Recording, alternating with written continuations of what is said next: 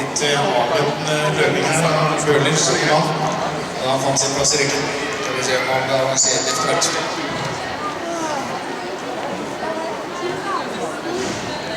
Ja, det er spennende å se gutter. Det er 3 runder, jeg bare minner om det. Det er lov å prøve seg litt frem på 600 meter. Nå må vi heie. Kommer vi opp her, ikke lov å ikke heie gutter 10 år.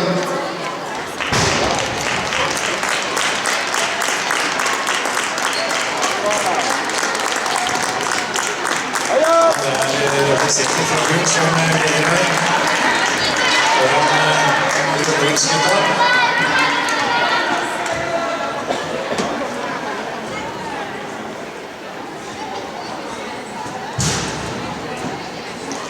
Ja, Ulrikke Friedrichsgrupp, nystartet også, med Strømmen og Minerva som masse. Bjørnsborg kanskje? Hva er Strømmen der? Jeg ser på fra Bjørnsborg her i dag, men det er mulig at vi ønsker det. Ja, og så får vi se det efter 400 meter da, og det kommer til å skje på rundt 1.23 kanskje, 2-3, ja. Jeg ser som er oppe i tet her. Og masse krefter igjen. Men her er det 2 individer og bestemmer at det fikk å gi seg i det hele tatt.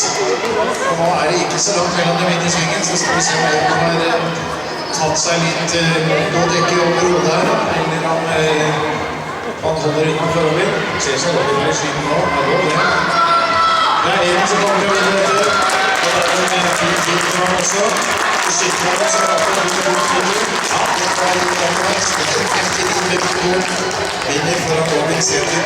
Ja, flott ut. Strålende har løpet under 2 minutter i 10-årsklassen.